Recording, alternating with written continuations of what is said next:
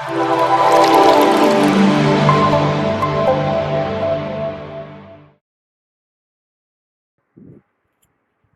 in last class we discussed about the point defects, right?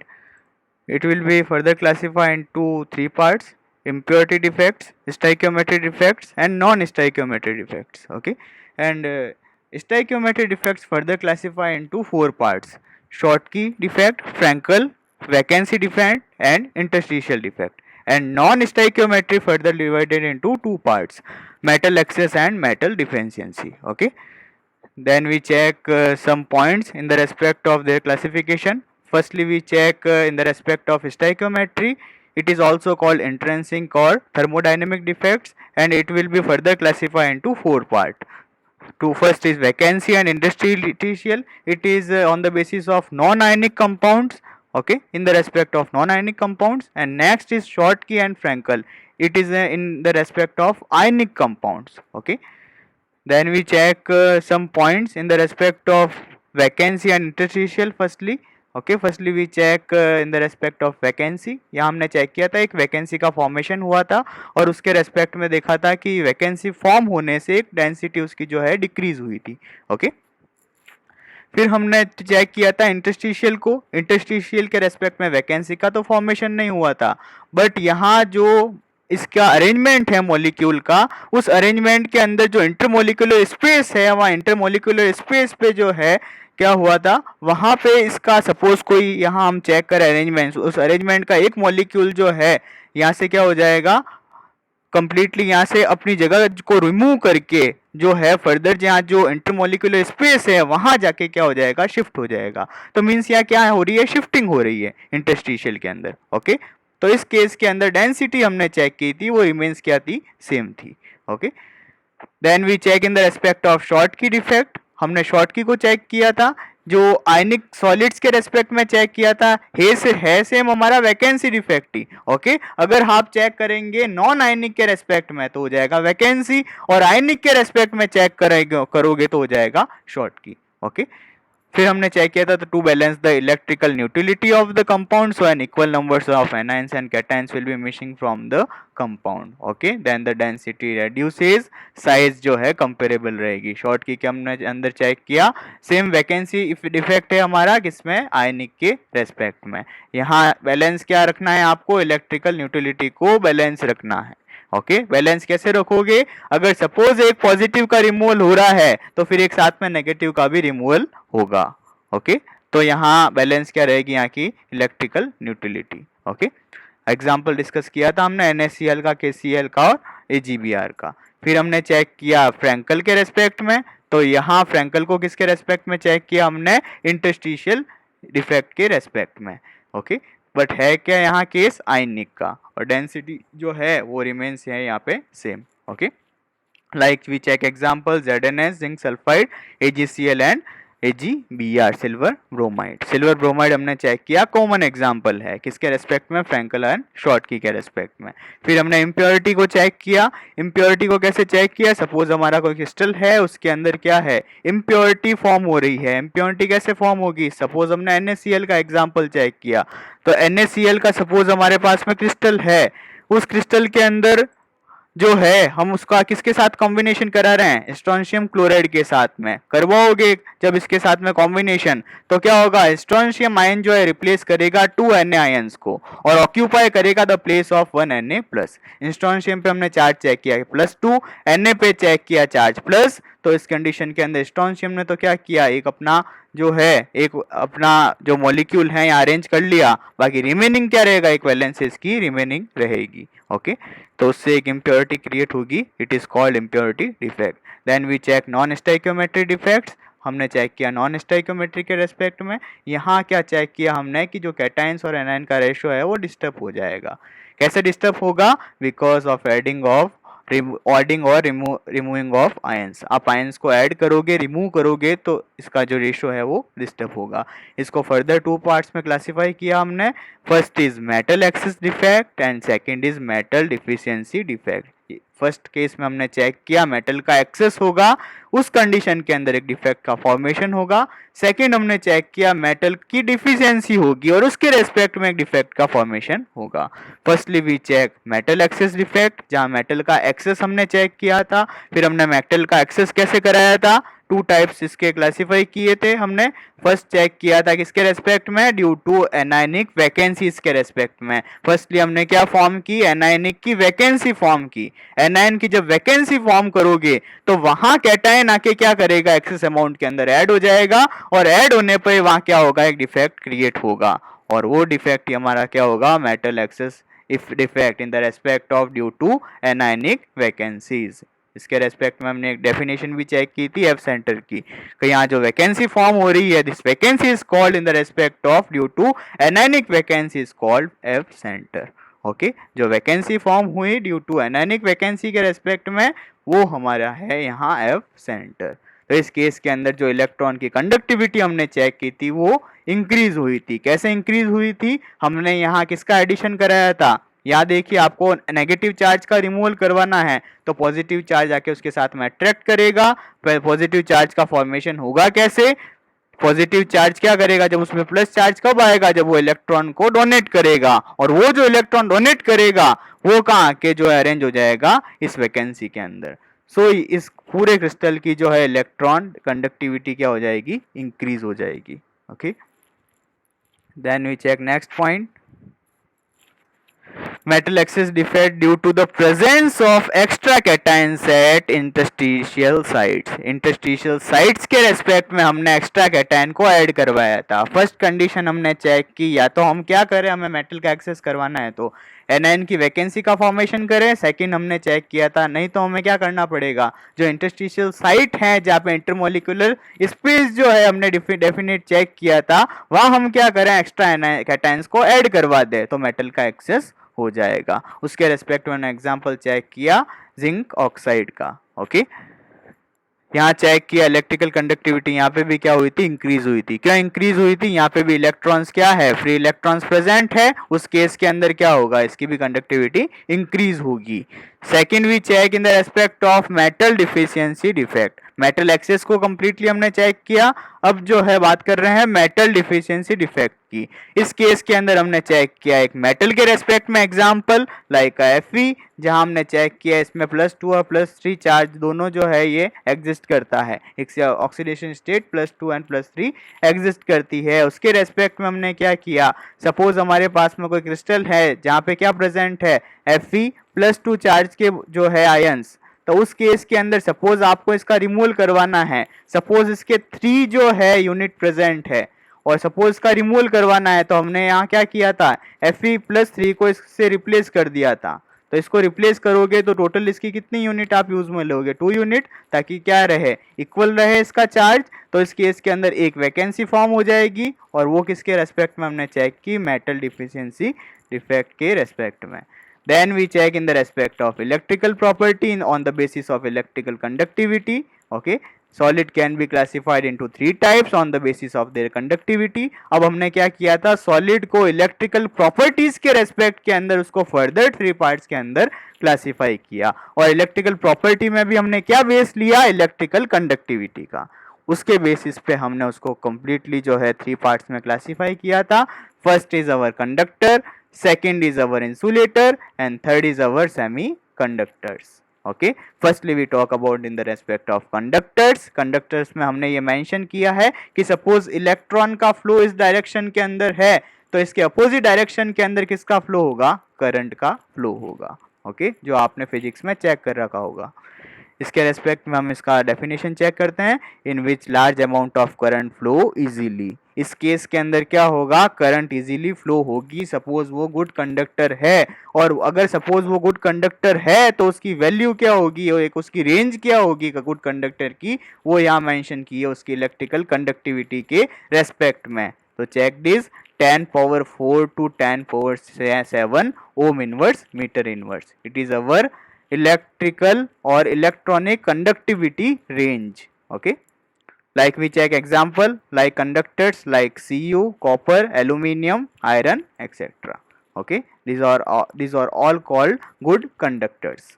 Okay, secondly we talk about in the respect of insulators which do not allow the flow of electrons. completely क्या है, ये electrons के allow करेगा ही नहीं, flow इसका allow करेगा ही नहीं. Conductive conductors में हमने चेक किया, गुड कंडक्टर है मतलब करंट का फ्लो इजीली हो रहा है. इसका जस्ट अपोजिट हमारा है इंसुलेटर. इंसुलेटर में हमने चेक किया इलेक्ट्रॉन्स का फ्लो जो है वो अलाउ ही नहीं करता. ओके, अब अगर अलाउ ही नहीं करेगा तो इसके रेस्पेक्ट में हम एग्जांपल चेक करेंगे like a would, like a rubber, like a plastic. फिर अगर सपोज के रेस्पेक्ट में आप इलेक्ट्रॉनिक कंडक्टिविटी या इलेक्ट्रिक कंडक्टिविटी की रेंज चेक करो तो वो क्या मिलेगी आपको, लोएस्ट टाइप की. ओके, कॉज यहाँ क्या है, कंडक्टिविटी जनरेट हो ही नहीं रही है, उसका फॉर्मेशन हो ही नहीं रहा है. तो उस केस के अंदर वैल्यू हम चेक करेंगे, माइनस में मिलेगी आपको value 10⁻⁻20 to 10⁻⁻10 ohm inverse meter inverse. Okay, then we check next in the respect of semiconductors. Firstly we talk about conductors, then we talk about insulators, and now we talk about in the respect of semiconductors. Firstly we check definition in the respect of semiconductors. First is conductivity of semiconductors lies between conductors and insulators. Means इसको मैं क्या कह सकता हूँ, एक intermediate condition form हो रही है between conductors and insulators. Okay, like we check in the respect of example like silicon, like a germanium, okay, denoted by Ge. Okay, check the range in the respect of electrical conductivity. It is our 10⁻⁻6 to 10⁻⁴ ohm inverse meter inverse. ये भी जो आपको range मिलेगी वो किसके respect में मिलेगी, एक इंटरमीडिएट के रेस्पेक्ट में मिलेगी. और इंटरमीडिएट भी किसके रेस्पेक्ट में, हमारा जो कंडक्टर है और इंसुलेटर है. Okay, then we check it is completely depends upon temperature. ये completely temperature पे डिपेंड रहेगा, ध्यान रखिएगा. सेमीकंडक्टर आप डिक्रीज करोगे इंक्रीज करोगे उससे इस पे अफेक्शन शो होगा. Okay, second we check semiconductors are classified into two parts. further semiconductors को two parts में classify किया है, चेक करेंगे. first is intrinsic and second is extrinsic. okay, semiconductors के further two types है. first is intrinsic and second is extrinsic. firstly we talk about in the respect of intrinsic, it is our pure type. if we talk about the mean of intrinsic, it is our pure type. okay, अगर intrinsic की हम बात करें तो वहां pure type present होगा. pure type का क्या मीन है, अगर सपोज वहां सेमीकंडक्टर है सपोज सिलिकॉन के रेस्पेक्ट में, तो सारे मॉलिक्यूल्स किसके प्रेजेंट होंगे, सिलिकॉन के ही प्रेजेंट होंगे, ध्यान रखिएगा. अदर कोई मॉलिक्यूल जो है इसके अंदर इंटरफेयर नहीं करेगा. सारे मॉलिक्यूल्स आप इसकी स्ट्रक्चर चेक कर सकते हैं स्क्रीन पे, कंप्लीटली जो है सारे सिलिकॉन से जो है बाइंड हो रखे हैं सारे मॉलिक्यूल्स. और सिलिकॉन की अगर मैं चेक करूं इसकी वैलेंसी, तो सिलिकॉन जो है हमारा पी ब्लॉक का एलिमेंट है. ओके, जो कार्बन फैमिली है उससे बिलोंग करता है. और कार्बन फैमिली की अगर मैं जनरल ऑक्सीडेशन स्टेट चेक करूं तो वो 4 मिलती है. तो चेक कर सकते हैं ये 4 मॉलिक्यूल के साथ में बाइंडिंग शो कर रहा है. Okay, and if we increases temperature in the respect of intrinsic example, then the energy of electron increases. अगर सपोज हम क्या करें, यहाँ टेम्परेचर को इंक्रीज कर दें इंट्रिंसिक के रेस्पेक्ट में, then energy of electron increases. Electron की भी एनर्जी क्या होगी, इंक्रीज होगी. और देखिएगा जब इलेक्ट्रॉन की एनर्जी इंक्रीज होगी तो उस केस के अंदर क्या होगा, यहाँ कुछ इस टाइप से बॉन्डिंग शो होगी. ये जो बॉन्ड्स के इलेक्ट्रॉन है ना वो यहाँ शिफ्ट हो जाएंगे. देखो देन अगर मैं चेक करूं तो बॉन्ड्स के इलेक्ट्रॉन यहाँ शिफ्ट हो जाएंगे. क्यों होंगे, क्यों आप टेम्परेचर को इंक्रीज कर रहे हो. और टेम्परेचर को इंक्रीज करोगे तो इलेक्ट्रॉन्स का फ्लो भी क्या होगा, जब इलेक्ट्रॉन्स की एनर्जी इंक्रीज होगी तो इलेक्ट्रॉन्स का फ्लो भी उसके रेस्पेक्ट में क्या हो जाएगा, फास्ट हो जाएगा. और जब फास्ट हो जाएगा तो यहाँ बॉन्ड शिफ्टिंग होना स्टार्ट हो जाएगी, ध्यान रखिएगा. तो कुछ इस टाइप से बॉन्ड की शिफ्टिंग स्टार्ट होगी. Okay, then we check extrinsic type, it is our impure type. yes, intrinsic. okay, check intrinsic again, it is our pure type. अब if we talk about intrinsic in the respect of semiconductors, then it is our pure type. pure type means जो complete इसका semiconductor का structure है उसमें complete silicon के जो molecules है वो प्योरली प्रेजेंट है, मींस इसके अंदर 1% भी इम्प्योरिटी नहीं है। सारे सिलिकॉन के मॉलिक्यूल्स कंप्लीटली अरेंज हो रखे हैं, उनका एक कंप्लीट अरेंजमेंट हमने चेक किया है। और कंप्लीट अरेंजमेंट आप चेक करोगे तो कंप्लीटली वो बाइंड किससे होंगे, इसकी चेक करेंगे आप जो है इसकी जनरल जो ऑक्सीडेशन स्टेट चेक करेंगे 4 मिलती है, तो यहाँ देखिएगा बॉन्डिंग शो कर रखी है 4 की। ओके, तो ये हमने स्ट्रक्चर चेक की इसके रेस्पेक्ट में। फिर एक पॉइंट चेक किया, if we increases temperature, suppose इस केस के अंदर आप टेम्परेचर को इंक्रीज करते हैं तो एनर्जी ऑफ इलेक्ट्रॉन क्या होगी, इंक्रीजेज होगी। हमने कुछ नहीं किया है, इंट्रिंसिक का एग्जांपल लिया, हमने चेक किया ये हमारा प्योर टाइप है, हमने ये लेके क्या किया, इसका टेम्परेचर इंक्रीज करना स्टार्ट किया। आप जब इसका टेम्परेचर इंक्रीज करना स्टार्ट करोगे तो उस केस के अंदर एनर्जी ऑफ इलेक्ट्रॉन क्या है, इंक्रीज होना स्टार्ट हो जाएगी। इलेक्ट्रॉन्स को भी एनर्जी प्रोवाइड होगी जब टेम्परेचर आप इंक्रीज करोगे। इलेक्ट्रॉन्स को जब एनर्जी प्रोवाइड होगी तो उस केस के अंदर क्या है, उनको एनर्जी मिलने से यहाँ एक टाइप से क्या है, बॉन्ड की शिफ्टिंग स्टार्ट हो जाएगी। उनका भी काइनेटिक एनर्जी का वैल्यू क्या होगा, इंक्रीज होगा इलेक्ट्रॉन्स का। और जब इंक्रीज होगा तो उस केस में ध्यान रखिएगा ये बॉन्ड्स के इलेक्ट्रॉन क्या है, शिफ्ट होना स्टार्ट हो जाएंगे। Okay, it is our intrinsic property in the respect of semiconductors. Okay, now we talk about in the respect of extrinsic property, then it is our impure type. just opposite है intrinsic का, check कर सकते हैं screen पे। Intrinsic का हमने check किया pure type, then extrinsic it is our impure type. okay, and impure type is further classified into two parts. first is our p type and second is our n type. Okay, extrinsic जो impure type है, impure type means क्या है, अभी हमने intrinsic को check किया तो यहाँ सिलिकॉन के अंदर कुछ भी जो इम्प्योरिटी फॉर्म नहीं हो रखी थी, बट अब एक्सट्रिंसिक का चेक करेंगे तो अगर मैं इंट्रिंसिक के रेस्पेक्ट में ही एक्सट्रिंसिक को चेक करूं तो यहाँ सिलिकॉन में कोई इम्प्योरिटी नहीं थी, बट एक्सट्रिंसिक के रेस्पेक्ट में इम्प्योरिटी जनरेट हो जाएगी। और यहाँ सिलिकॉन का सपोज कोई भी एक मॉलिक्यूल रिप्लेस करके किसी अदर ग्रुप के एलिमेंट का क्या होगा, यहाँ पे एंट्रेंस होगा। ओके, तो क्या होगा, यहाँ इम्प्योरिटी जनरेट हो जाएगी और वो किसके रेस्पेक्ट में हो जाएगा, एक्सट्रिंसिक का। बट उसको फर्दर क्लासिफाई किया है टू टाइप्स में, first is P type and second is our N type. okay, then firstly we talk about in the respect of p type semiconductor. okay, firstly we check the mean, it is our deficiency of electron। अब deficiency of electron भी किसका होगा, positive charge के respect में। और positive charge के respect में अगर हो रहा है तो यहाँ देखिएगा एक होल जनरेट होगा। अब देखिएगा इलेक्ट्रॉन्स की डेफिशिएंसी हो रही है, सपोज किसी पे भी इलेक्ट्रॉन्स की डेफिशिएंसी होगी तो वहाँ कैसा चार्ज जनरेट होगा, पॉजिटिव चार्ज जनरेट होगा। और पॉजिटिव चार्ज जो जनरेट हो रहा है अगर सपोज उसको मैं सेमीकंडक्टर के रेस्पेक्ट में चेक करूं तो वहां मैं पॉजिटिव चार्ज मेंशन नहीं करके वहां मैं वर्ड क्या यूज लूंगा, होल। ध्यान रखिएगा सेमीकंडक्टर के रेस्पेक्ट में। We know that deficiency of electron is called positive charge in the respect of deficiency. But यहाँ वर्ड जो यूज लूंगा मैं इसके रेस्पेक्ट में वो ध्यान रखिएगा होल यूज में लूंगा। ओके, वहां हमारा जो एनसीईआरटी के अंदर है वो होल मेंशन है, पॉजिटिव चार्ज मेंशन नहीं है। ओके, तो अब देखिएगा इस होल का फॉर्मेशन होगा कैसे। हम पी टाइप को डिस्कस कर रहे हैं, पी टाइप में हमने चेक किया डिफिशियंसी ऑफ इलेक्ट्रॉन होगा, कैसे होगा चेक करते हैं।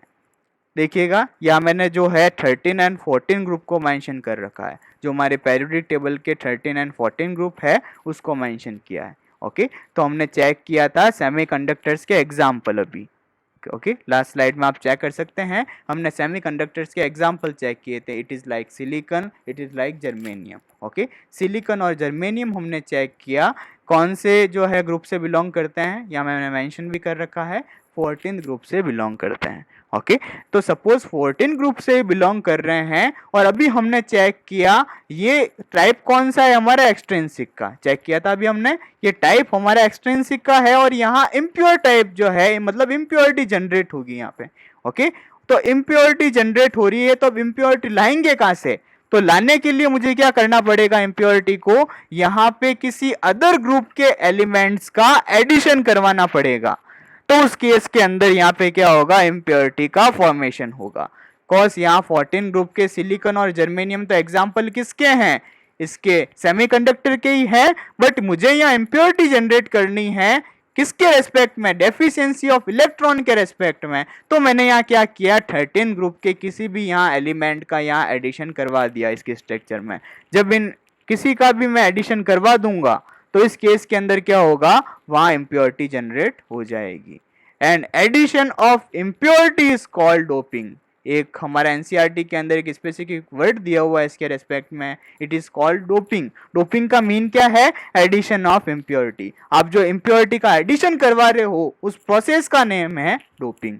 ओके, तो चेक कीजिएगा अब स्ट्रक्चर, अब इसकी स्ट्रक्चर डिस्टर्ब कैसे हो जाएगी जब आप इम्प्योरिटी इसके अंदर ऐड करवाएंगे। तो देखो हमारे सिलिकॉन की क्या स्ट्रक्चर यहाँ मेंशन कर रखी है, बट हम सपोज यहाँ चेक करेंगे तो इस केस के अंदर मैंने यहाँ क्या किया, इम्प्योरिटी का एडिशन करवा दिया। किसके रेस्पेक्ट में, 13 ग्रुप के एलिमेंट के रेस्पेक्ट में। मैंने 13 ग्रुप का कोई भी यहाँ से एलिमेंट ले लिया और उसको मैंने क्या किया, यहाँ पे एंटर करवाया। ओके, एंटर करवा के यहाँ मैंने सिलिकॉन को यहाँ से रिप्लेस किया।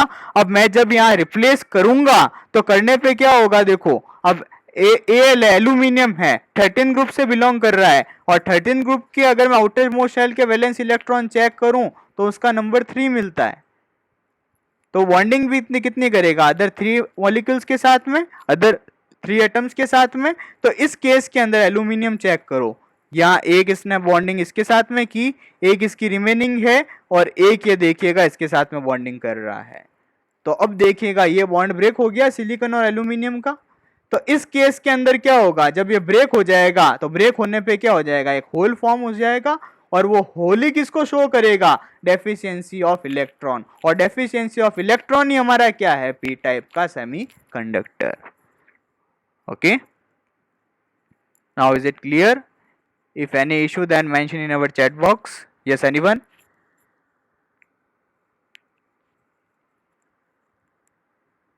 Is it clear?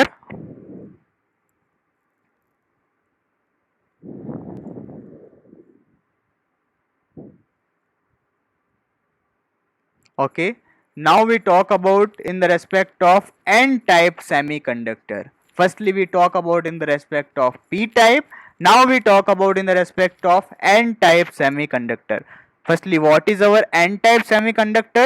Just opposite in the respect of P-type. Okay, in the respect of P-type, it is a deficiency of electron. But now we talk about in the respect of N-type, it is our excess of electron. अब N type में क्या होगा, electrons का access होगा। P में क्या हुआ था, डेफिशिएंसी हुई थी, और N के अंदर एक्सेस होगा। कैसे एक्सेस होगा, तो यहाँ चेक करना पड़ेगा आपको ग्रुप को, पीरियोडिक टेबल के अंदर जो अरेंज कर रखे हैं हमने। तो देखिएगा 14 तो हमारा कॉमन है। कॉमन क्यों है, सेमीकंडक्टर का ही एग्जांपल है, सिलिकॉन और जर्मेनियम। अब आपको इम्प्योरिटी का एडिशन करवाना है, किसके रेस्पेक्ट में, एक्सेस ऑफ इलेक्ट्रॉन के रेस्पेक्ट में। तो अब मैं क्या करूंगा, यहाँ 15 ग्रुप के एलिमेंट्स का एडिशन करवा के इम्प्योरिटी को जनरेट करूंगा। कैसे करेंगे जनरेट, देखो यहाँ मैं कोई भी 15 ग्रुप का एलिमेंट ले लूंगा और इसको जो है ऐड करवा दूंगा यहाँ पे, जैसे आप चेक कर सकते हैं इस एग्जांपल के अंदर। या देखिएगा मैंने ये जो सिलिकॉन की स्ट्रक्चर है कंप्लीटली जो अरेंज हो रखी है, मॉलिक्यूल्स अरेंज हो रखे हैं, यहाँ मैंने मिडिल में ये जो सिलिकॉन प्रेजेंट था उसको रिप्लेस करवा दिया किससे, आर्सेनिक से, जो मेरा 15 ग्रुप के अंदर प्रेजेंट है। And we know that the outer most shell electron present in the respect of 15th group, it is our 5। अगर मैं 15 ग्रुप के रेस्पेक्ट में चेक करूं उसके आउटर मोस्ट शेल इलेक्ट्रॉन्स को, तो वो हमें मिलते हैं 5। अब 5 मिल रहे हैं, बॉन्डिंग तो कितनी हो रही है 4, बट यहाँ इसके आउटर मोस्ट शेल में प्रेजेंट कितना है 5, तो इलेक्ट्रॉन्स का क्या हो गया है, एक्सेस हो गया है। जब इलेक्ट्रॉन्स का एक्सेस हो जाएगा तो वहां फिर क्या होगा, वैकेंसी फॉर्म न होके क्या ऐड हो जाएगा, वहां क्या शो करेंगे आप, एक फ्री इलेक्ट्रॉन को शो करेंगे। और वो फ्री इलेक्ट्रॉन ही किसको शो करेगा, एक्सेस ऑफ इलेक्ट्रॉन को। और एक्सेस ऑफ इलेक्ट्रॉन ही हमारा किसके रेस्पेक्ट में है, एन टाइप सेमीकंडक्टर के रेस्पेक्ट में। ओके, तो now is it clear? Any problem regarding N type semiconductor? If any problem then mention in your chat box. Yes, anyone?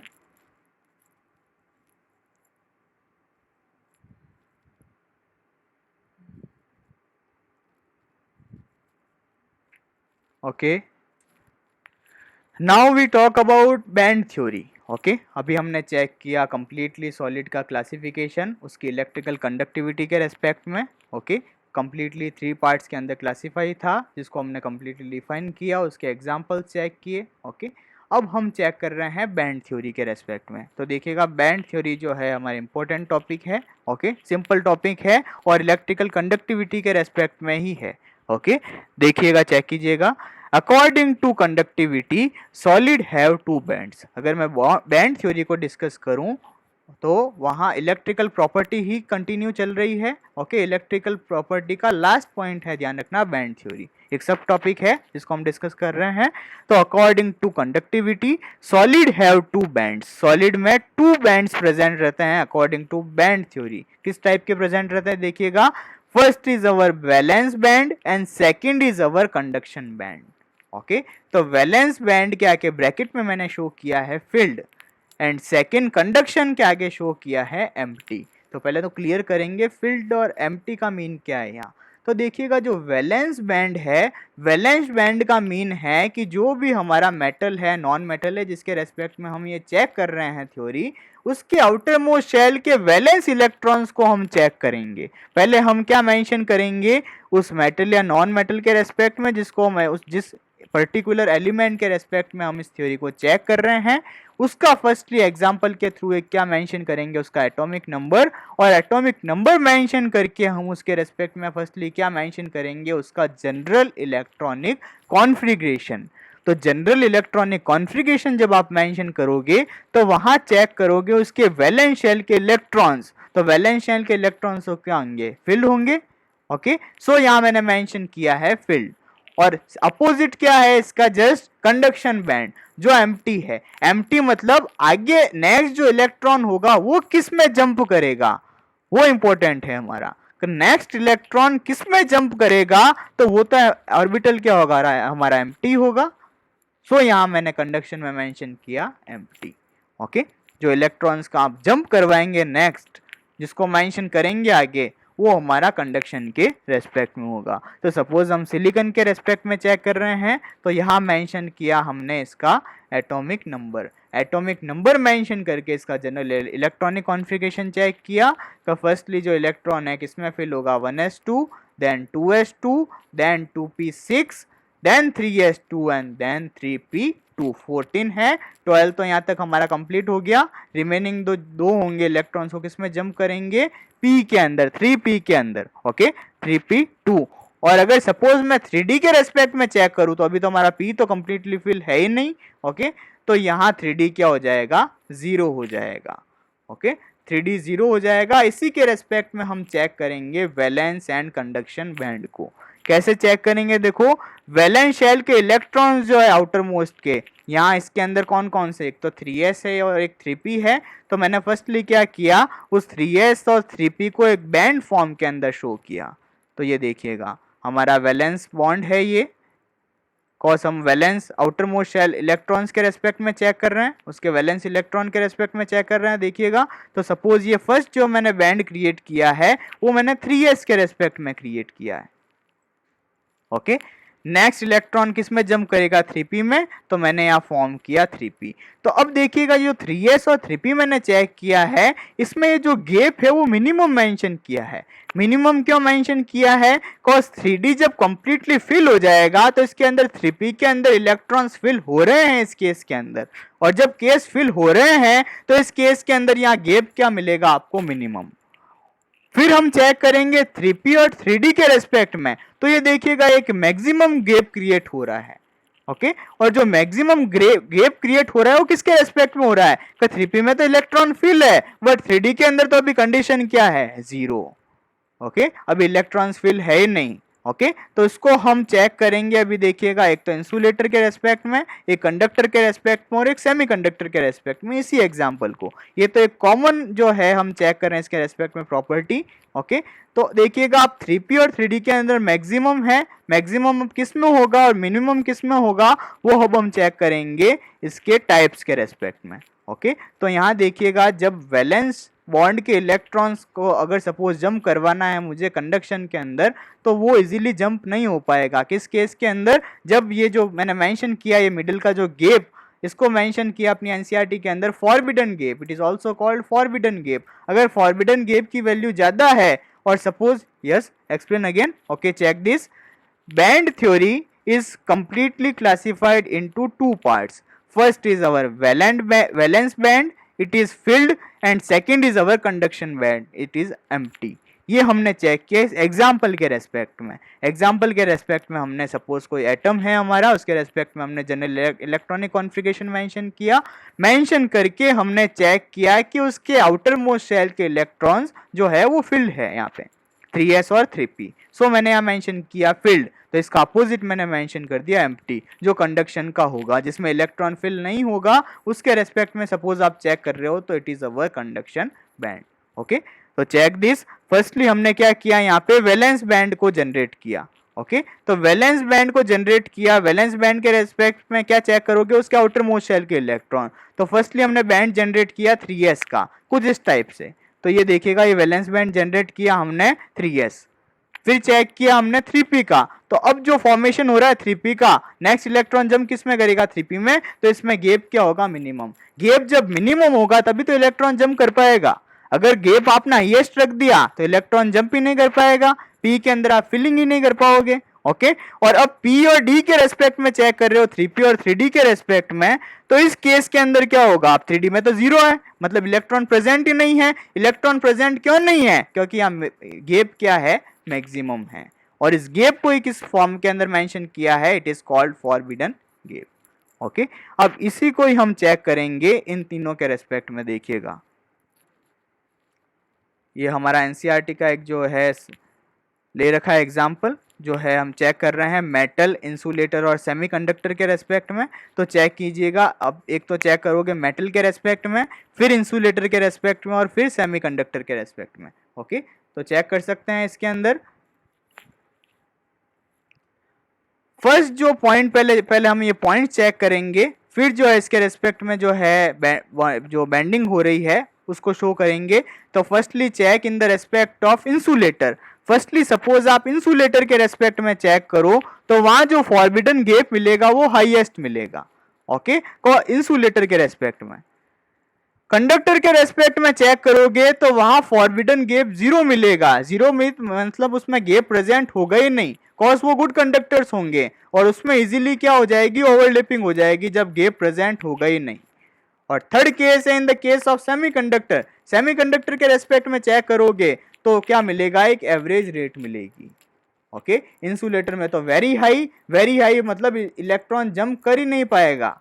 Conductor के respect में gap मिलेगा ही नहीं, आपको गैप नहीं मिलेगा तो इजीली क्या हो जाएगी, ओवरलैपिंग हो जाएगी। और सेमीकंडक्टर के रेस्पेक्ट में फॉरबिडन गैप जो है वो एवरेज वैल्यू मिलेगी उसकी। एवरेज मींस दोनों के बिटवीन एक इंटरमीडिएट कंडीशन। अब चेक करते हैं इन बैंड को। देखो, तो हमने मेटल का चेक किया, मेटल में तो क्या है, ये जो फॉरबिडन गैप है वो क्रिएट ही नहीं होता, उसकी वैल्यू जीरो होती है, और जीरो होगी तो इजीली वो एक दूसरे को क्या कर लेंगे, ओवरलैप कर लेंगे। कौन ओवरलैप कर लेंगे, इसके दोनों हमने जो दोनों टाइप चेक किए थे, valence band and conduction band. Okay, तो चेक कर सकते हैं इसका ये जो वैलेंस बैंड है वो कंडक्शन के साथ कंप्लीटली ओवरलैप कर रहा है in the case of metal. If we talk about in the respect of insulator, then the formation of forbidden gap is highest. Okay, या हाईएस्ट होगा। हाईएस्ट क्यों होगा, गुड कंडक्टर है नहीं। और अगर हम सपोज किसी मेटल या सपोज किसी एलिमेंट के रेस्पेक्ट में चेक करें तो वहां गैप हाईएस्ट होगा। हाईएस्ट का मीन क्या है, इसके आउटर मोस्ट शेल के इलेक्ट्रॉन्स यहाँ इजीली जंप नहीं कर पाएंगे। ओके, जब इजीली जंप नहीं कर पाएंगे तो यहाँ मेंशन कर रखा है एम्प्टी बैंड। एम्प्टी बैंड क्यों है, इलेक्ट्रॉन जंप ही नहीं करवा रहे हैं तो क्या रहेगा, एम्प्टी रहेगा।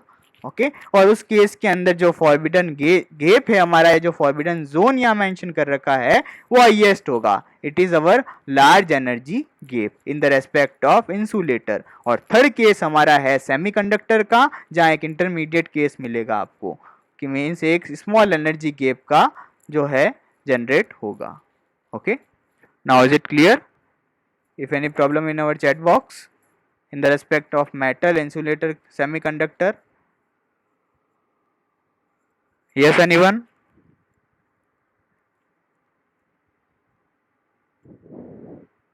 Okay, now we talk about our last topic in the respect of solid state. It is our magnetic property. Okay, हमने completely electronic property को check किया. Yes Rahul, any problem? Okay, explain again. Check this.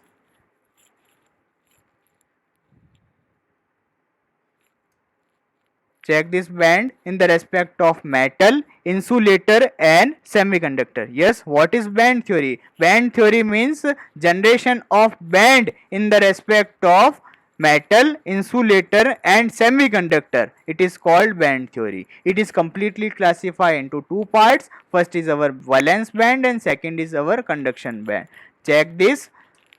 In the respect of metal, the formation of over, मतलब यहाँ formation होगा देखो overlapping का, यहाँ overlapping generate होगी. क्यों जनरेट हो रही है ओवरलैपिंग? कॉज यहाँ जो हमने चेक किया है वैलेंस बैंड, सेकंड चेक किया है कंडक्शन बैंड, उसमें गैप क्या है? जीरो है.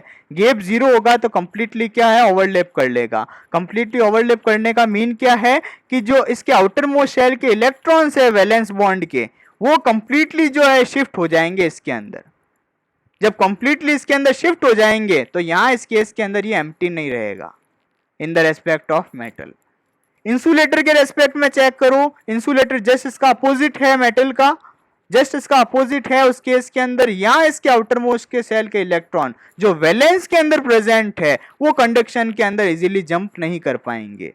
क्यों नहीं कर पाएंगे? कॉज यहाँ जो फॉरबिडन जोन का गैप है वो हाईएस्ट है, और जितना गैप हाईएस्ट होगा उतना इलेक्ट्रॉन जंप इजीली नहीं कर पाएगा, और इलेक्ट्रॉन जंप नहीं करेगा तो बैंड फिर कैसा रहेगा हमारा? एम्प्टी. ओके, एम्प्टी कौन सा? कंडक्शन के रेस्पेक्ट में. और लास्ट हमने चेक किया सेमीकंडक्टर का जो एक इंटरमीडिएट कंडीशन है इन the respect of metal and insulator. तो यहाँ फॉर्मेशन होगा गैप का, बट वो होगा मिनिमम. ओके, मेटल में तो फॉर्म हुआ ही नहीं गैप, इंसुलेटर में हाईएस्ट हुआ, तो एक इंटरमीडिएट कंडीशन क्या हो जाएगी सेमीकंडक्टर के रेस्पेक्ट में? यहाँ एक स्मॉलेस्ट एनर्जी गैप का फॉर्मेशन होगा, और स्मॉलेस्ट का भी होगा तो भी केस देखिएगा क्या है? Empty band. एम्प्टी बैंड का मतलब इलेक्ट्रॉन्स इजीली जंप यहाँ पे भी नहीं कर पाएंगे. Okay, now is it clear? Any issue regarding this? Now check our last topic, magnetic property. Okay, now check this. All substance show some kinds of magnetic behavior. Suppose आप solid के respect में किसी भी type का जो substance check करो उसमें कुछ property present रहती है magnetic behavior की. अभी हम check करेंगे. After all they are made up of charged particles like electrons, protons. अब देखिएगा इसका reason mention कर रखा है कि suppose हमारा solid state का कोई भी substance है वो शो कर रहा है मैग्नेटिक बिहेवियर. क्यों कर रहा है? उसका रीजन मेंशन कर रखा है, कॉज उसके अंदर चार्ज पार्टिकल प्रेजेंट है like electrons, like protons. Okay, it is the way in which electron clouds arrange themselves in atom. अब जब इसके अंदर चार्ज पार्टिकल प्रेजेंट है in the form of electrons and protons, तो उस केस के अंदर क्या है? एक इलेक्ट्रॉन क्लाउड भी जो है जनरेट हो सकता है उसके रेस्पेक्ट में. ओके, अगर सपोज यहाँ इलेक्ट्रॉन प्रेजेंट है तो उसके रेस्पेक्ट में क्लाउड का भी फॉर्मेशन हम चेक कर सकते हैं. Okay, now check next point, the atom in effect become a magnetic dipole. अब ये पॉइंट देखिएगा इंपॉर्टेंट है, जब इसके टाइप हम जो है डिस्कस करेंगे वहां ये पॉइंट इंपॉर्टेंट होगा, इसको हम अंडरलाइन करेंगे. तो the atom in effect becomes a magnetic dipole. जब आप इलेक्ट्रॉन क्लाउड्स को चेक करोगे तो उस इलेक्ट्रॉन क्लाउड्स के अंदर प्रेजेंट कौन होंगे? फॉर्मेशन किसका होगा? तो ध्यान रखिएगा एक मैग्नेटिक डाइपोल जनरेट होगा, और that can align according to the magnetic field applied. उस मैग्नेटिक फील्ड के अंदर वही अप्लाई होगा, उसी का फॉर्मेशन होगा. किसके रेस्पेक्ट में? Electron cloud. जब इलेक्ट्रॉन क्लाउड जनरेट हो जाएंगे तो उसके रेस्पेक्ट में एक डाइपोल जनरेट हो जाएगा, और उस डाइपोल में कौन प्रेजेंट होंगे? Electron and proton. ओके, अब चेक करेंगे इसके types. Okay, time actually complete हो रहा है तो नेक्स्ट क्लास के अंदर हम इसके जो है टाइप को डिस्कस करेंगे. ओके.